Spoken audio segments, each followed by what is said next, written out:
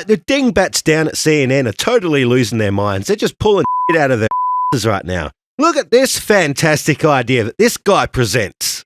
Joe Biden's been a phenomenal president. He's lived up to so many of the promises he's made. There's one promise left that he could fulfill, being a transitional figure. He could resign the presidency in the next 30 days, make Kamala Harris the president of the United States. Now, this is mansplaining if I've ever seen it. But I'm not a woman.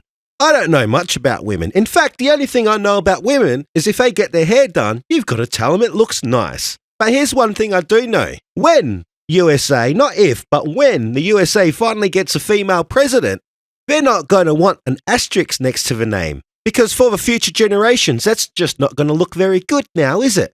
Yes, you've had a female president. Yes, a female black president who's half Asian and whatever else. But she only served 2 months after getting annihilated in the popular vote. Not to mention that pesky electoral college. And his reasoning behind this thought?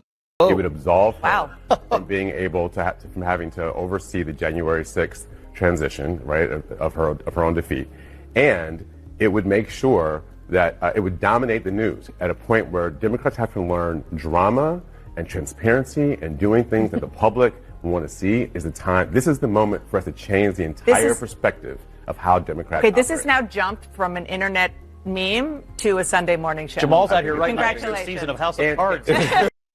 Basically, to save one person the indignity of having to do their job. Yes, Kamala Harris is the one that's going to have to swear Donald Trump in.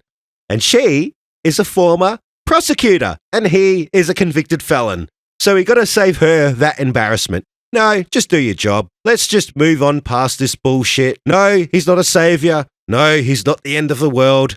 But one thing's for sure, something's got to be done. I'm from Australia, by the way, so I don't care.